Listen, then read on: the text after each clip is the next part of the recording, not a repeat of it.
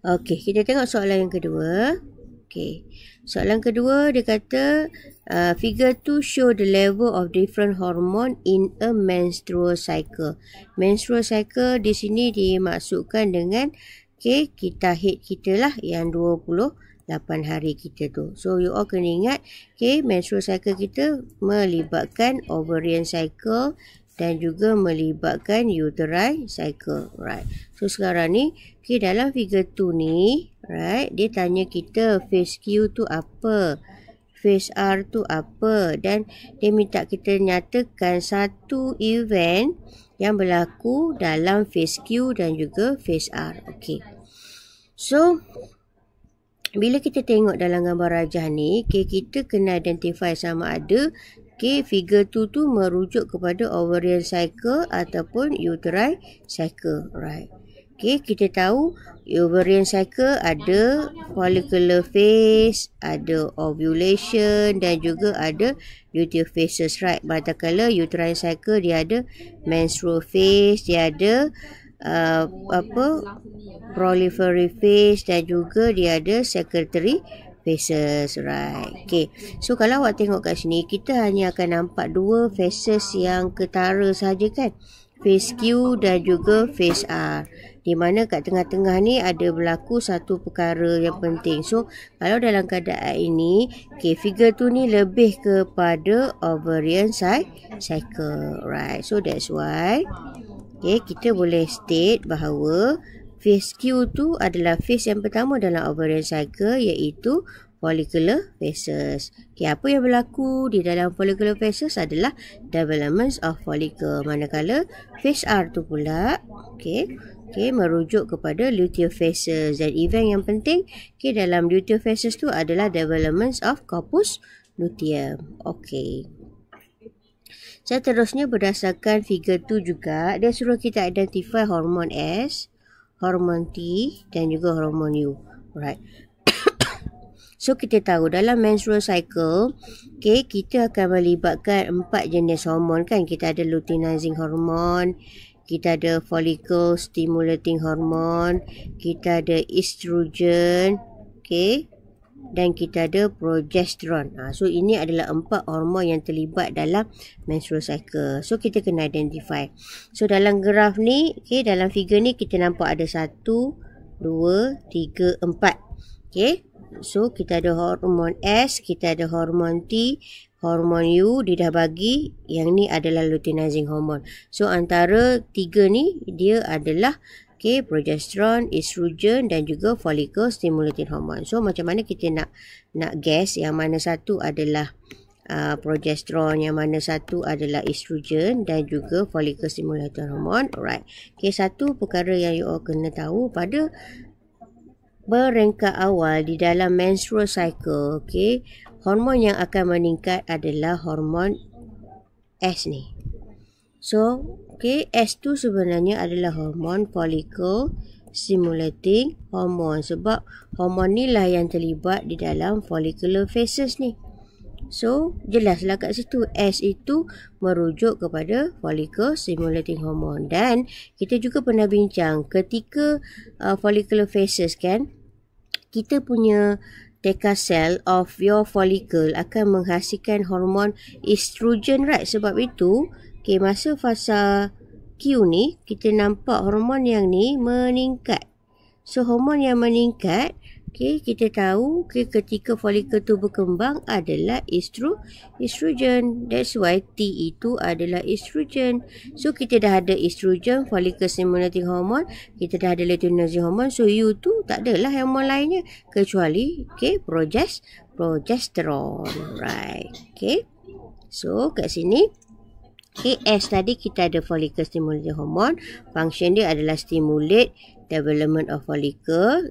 T tu kata estrogen, function dia lebih kepada repair the endometrium wall. Alright, dan progesterone tu adalah U. Dia punya function adalah maintain the thickness of endometrium wall. Right. So kita tengok soalan yang ketiga. Figure 3 show the cross section of human ovary. Right. Dan soalan yang pertama, dia minta kita name the hormone involved in the development of primary follicle. So kita tahu during follicular phases, right? Okay, kita tahu follicle akan develop. Okay, means daripada primary follicle menjadi secondary follicle, dan daripada secondary follicle akan menjadi Graafian follicle. So in these cases, hormon yang terlibat during follicular phases adalah follicle stimulating hormone. Alright. Okay, kita tengok soalan seterusnya. Dia suruh kita identify, okay, D dan juga E. So D dan juga E, right. So dari gambar rajah ni kita dah tahu ni adalah primary follicle. So secara logiknya, okay, during development of follicle, daripada primary follicle dia akan jadi secondary follicle. So D tu kita boleh state lah sebagai secondary follicle. And kita tahu sebelum ovulation berlaku, kita punya follicle akan berada dalam keadaan paling matured, okay, iaitu E ni yang kita panggil sebagai Graafian follicle. So D tu adalah secondary follicle, manakala E itu adalah Graafian follicle. Alright. Okay. Okay, soalan seterusnya. Okay. Dia suruh kita state ploidy level untuk D, secondary follicle kita tu, dengan F. Okay, F kita ni adalah, okay, secondary oocyte. Beza yang ya. Okay, F adalah secondary oocyte, manakala D tu adalah secondary follicle. So dalam keadaan ni, okay, secondary follicle, okay, adalah ovary cell. So ovary cell, okay, masih dalam keadaan diploid. Manakala F tu, okay, dia dah menjadi eggs kan. So eggs kita, okay, actually sebenarnya ataupun secondary oocyte kita tu sebenarnya telah berada di dalam keadaan haploid. Itulah ploidy level untuk secondary follicle dan juga secondary oocyte. Okay. So soalan D, dia suruh kita name the main hormone that initiate the releasing of F. So F tadi kita tahu secondary oocyte, dan proses releasing of secondary oocyte, okay, kalau kita tengok dekat gambar rajah ni, dia merujuk dekat sini, okay, adalah proses ovulation. Right. So hormon yang akan induce proses ovulation sebenarnya adalah hormon LH, iaitu luteinizing hormone. Kalau kita tengok kandungan luteinizing hormone, okay, sejurus sebelum ovulation berlaku adalah sangat tinggi di dalam badan. Alright. Okay, seterusnya dia tanya kita state 2 stages that must occur before sperm fuse dengan plasma membrane secondary oocyte. Okey, soalan ni sebenarnya dia merujuk kepada stages yang berlaku sebelum fertilization berlaku. Okey, kita pernah bincang perkara ni. Okey, kita ada 4 stages yang perlu berlaku sebelum fertilization berlaku, iaitu capacitation, ingat, lepas tu kita ada acrosomal reaction, lepas tu kita ada fusion, and then lepas tu kita ada cortical reaction. Alright. So sekarang ni dia tanya 2 stages sebelum fuse. Fuse tu kan dekat sini. Right. So 2 stages sebelum fusion plasma membrane secondary oocyte dengan plasma membrane sperm tu berlaku adalah, okay, cortical decapacitation dan juga acrosomal reaction. So inilah 2 stage yang berlaku sebelum berlakunya fusion. Right. Okay, soalan seterusnya dikata what would happen to G?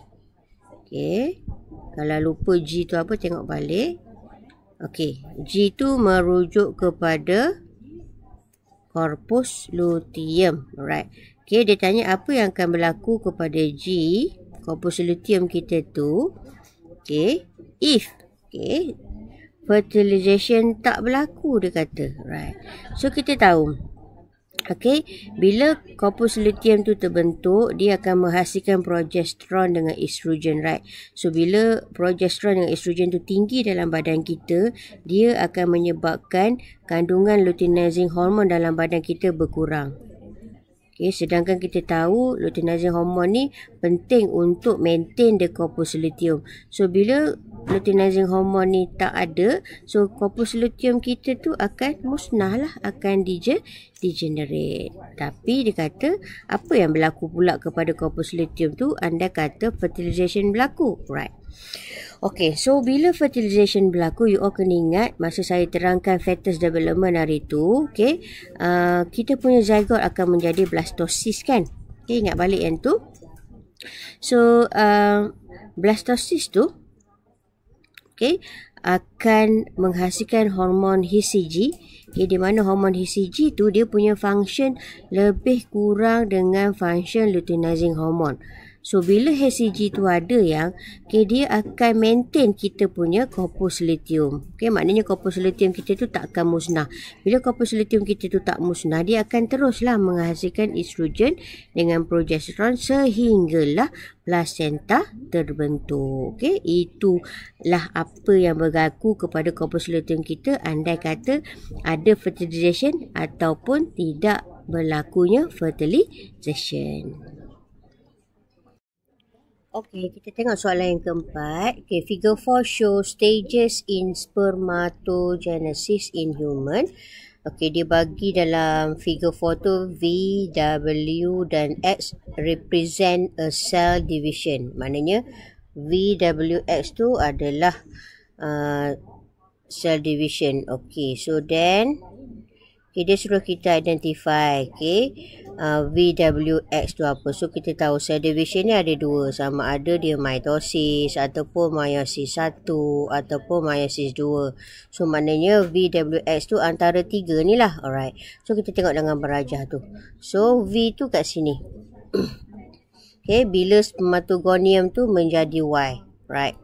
So di situ sebenarnya, okay, hanya melibatkan proses mitosis. So what we can say, V tu adalah mitosis. Okay, so then W duduk kat sini. Bila Y tu menjadi Z, alright. So okay, cell division pertukaran Y menjadi Z itu adalah meiosis 1, manakala X tu dekat sini. Okay, bila Z tu menjadi spermatik, right, kita tahu, okay, cell division dekat situ adalah meiosis 2, right. So, kita ada V mitosis, W meiosis 1 dan X adalah meiosis 2. Okay, kita tengok soalan seterusnya.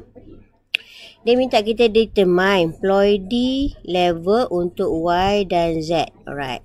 So, sebelum tu kita kena pastilah. Okay, Y tu apa? Z tu apa? Right. So, kat sini, Y ni, okay, adalah primary spermatocyte. Manakala Z tu, okay, adalah secondary spermatocyte. So, kita tahu primary spermatocyte masih dalam keadaan diploid. Manakala secondary spermatocyte telah berada dalam keadaan haploid. So, untuk jawapan soalan tadi, kita tahulah, okay, ploidy untuk Y, okay, primary spermatocyte kita tu adalah diploid. Manakala ploidy untuk secondary spermatocyte kita tu, okay, adalah haploid. Alright. Okay, soalan C. Which of the cell in figure 4 divide repeatedly? Okay. Ya, tengok balik gambar. Okay, so dalam gambar rajah ni kita ada spermatogonium. Okay, kita ada, okay, primary spermatocyte, kita ada secondary spermatocyte dan kita ada spermatik.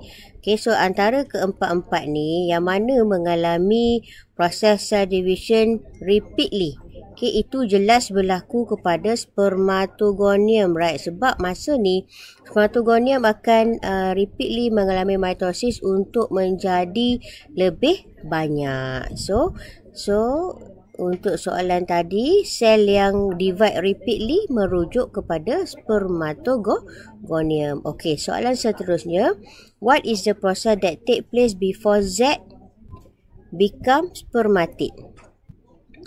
Right, so kita tahu, okay, sebelum Z jadi spermatik tadi dia mengalami X, right? So X itu merujuk kepada meiosis 2. Okay, so soalan yang seterusnya dia kata, name the cell that provide nutrient during spermatogenesis. So, sel yang akan provide nutrient during spermatogenesis adalah Sertoli cell.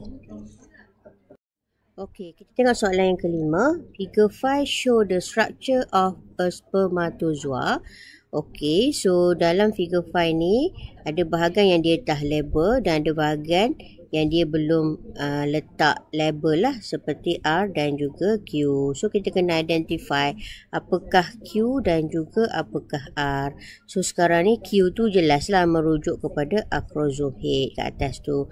Manakala R tu, okay, bahagian tengah tu, okay, dekat neck tu, itu adalah midpiece. Mana kita tahu dalam midpiece tu ada banyak mitokondria yang diperlukan untuk sintesis ATP bagi kegunaan, okay, tails kita punya spermatozoa tu, right? So state the function R. Okay, seperti yang saya beritahu tadi, okay, R tu dia mengandungi banyak mitokondria untuk provide energy for the movement, okay, kita punya spermatozoa. Okay, dan soalan ketiga tu simple, okay, sekali lagi ditanya apakah nama proses yang melibatkan pembentukan spermatozoa. So the process is spermatogenesis. Okay, soalan keempat, name the stage of cell division involved in the formation of spermatozoa from secondary spermatocyte. Kita tahu, okay, daripada primary spermatocyte, okay, untuk menjadi secondary spermatocyte dia akan mengalami meiosis 1. Tetapi daripada secondary spermatocyte, okay, untuk menjadi spermatid, okay, dia akan mengalami meiosis 2. Right, okay. So what would happen if the spermatozoa lack of Q? Okay, Q tadi adalah acrosome. Kita tahu dalam acrosome head ni ada hyaluronidase enzyme. Dan kita tahu function hyaluronidase enzyme ni, dia akan digest kita punya zona pellucida, dan zona pellucida kita tu akan berlubang, and bila berlubang, sperm boleh penetrate masuk ke dalam secondary oocyte. So sekarang ni kalaulah, okay, acrosome tu tak ada, lac tu maksud tak ada, so maknanya hyaluronidase enzyme ni pun juga tak ada lah. So bila enzim ni tak ada, so sperm tu gagal untuk membentuk, okay, hole pada kita punya zona pellucida. So kesannya spermatozoa ni tak boleh lah nak penetrate masuk ke dalam secondary oocyte. Okey, kita tengok soalan yang ke-6. Figure 6 shows an embryo sac of a flowering plant. Okay, dia bagi kita figure 6 tu. So, state the location in the flower where the embryo sac is present. Kita tahu, okay, kalau lah ni kita punya bahagian female reproductive part of flower, okay, ini adalah ovary. So, dalam ovary ni ada ovule yang, so dalam ovule ni lah akan terbentuknya embryo sac. So kalau ditanya dekat mana bahagian bunga kita embryo sac terbentuk, dalam ovule of the ovary. Okay. So then dia tanya how many nucleus ataupun nuclei are there in the embryo sac. So kena ingatlah kita ada 1, 2, 3, 4, 5, 6, 7, 8. Dia ada 8 nuklei yang terkandung di dalam embryo sac, di mana 2 dia menjadi synergic cell. Okay, 1 dia akan jadi 8. 2 kat tengah ni dia jadi polar nuklei, dan 3 dekat bawah ni dia akan jadi antipodal. Okay, kita tengok soalan C. Dia kata 2 cell will be fertilized by 2 megamete, right? Okay, name the cell. Then what are the end product? Okay, 2 sel yang akan mengalami double fertilization dengan sperm adalah eggs dan juga 2 polar nuclei yang duduk dekat tengah-tengah tu. Okay, di mana bila eggs fertilize dengan sperm, dia akan jadi zygote. Tetapi bila 2 polar nuclei fertilize dengan sperm, dia akan jadi endosperm. Ingat. Okay, ini yang berlaku during the double fertilization. Okay, bila sperm tu fertilize dengan egg dan juga 2 polar nuclei. Okay, tengok soalan yang kedua. State how the 2 megamete are developed. Right. Okay, kita tahu sperm ni terbentuk daripada generative cell, and then generative cell itu berada di dalam pollen grain. Alright. So untuk membolehkan generative cell tu bermitosis membentuk two male gamete, pollen grain mestilah matured dulu. So macam mana pollen grain ni nak matured? Dia kena absorb the moisture dekat stigma tu, dan dia akan germinate. So bila perkara ni berlaku, barulah generative cell yang ada dalam pollen grain kita tu dia akan mengalami mitosis, dan hasil daripada mitosis tu barulah terbentuknya two male gamete, two sperm tadi. Alright. Okay, so soalan D, what happened to the embryo sac and the embryo after fertilization? Ini yang korang kena hafal lah. Okay, selepas double fertilization berlaku, ovule akan jadi seed, biji benih. Integumen, bahagian yang melindungi ovule tu akan menjadi seed coat. Logik lah kan. Kulit seed tu berada di luar seed. Sebab kita tahu integumen tu adalah lapisan yang memberi protection kepada ovule. Ovari akan jadi fruit. Manakala embryo, zygote tadi tu lah yang akan grow menjadi anak pokok. Alright, so this is what happened. Di dalam embryo sac dan juga kepada embryo selepas berlakunya fertilization. Seterusnya kita tengok soalan yang ketujuh. Figure 7 show the development of embryo sac in a plant. Right. So soalan pertama dia suruh kita state proses V dan proses X. So proses V kat sini.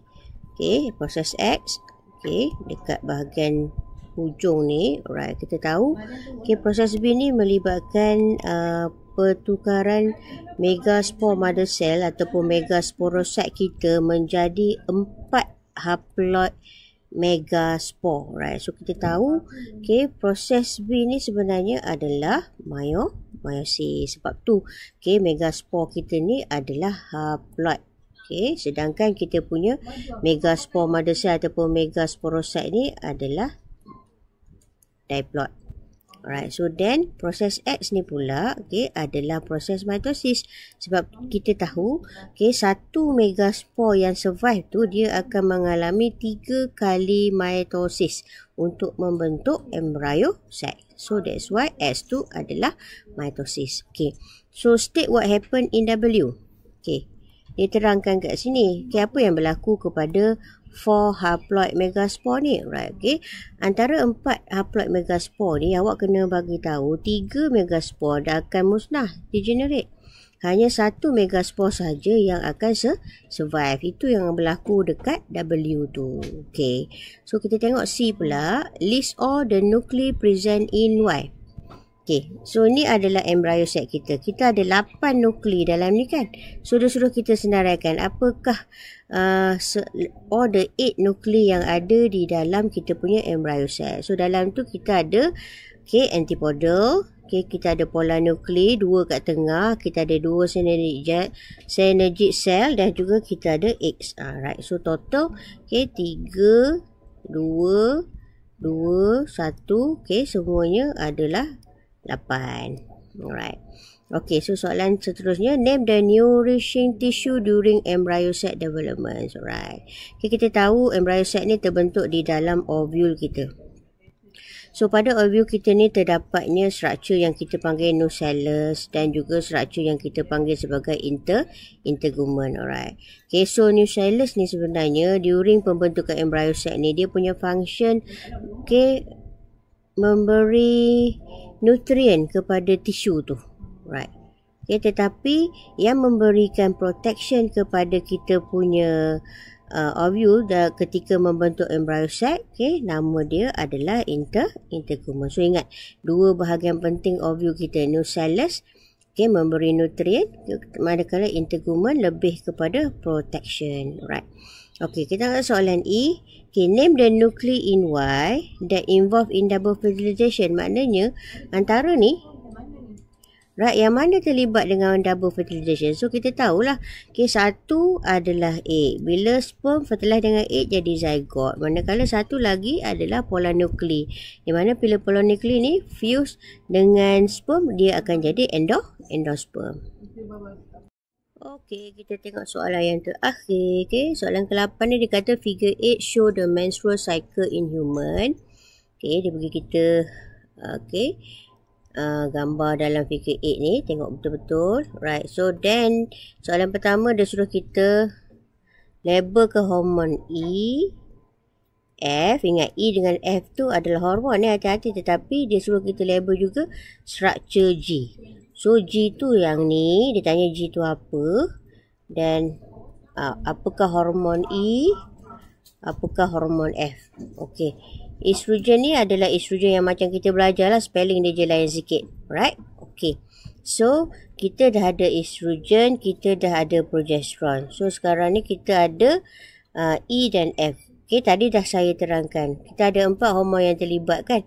Okey, dalam menstrual cycle kita ada luteinizing hormone, kita ada follicle stimulating hormone, okey, progesterone dengan estrogen, right?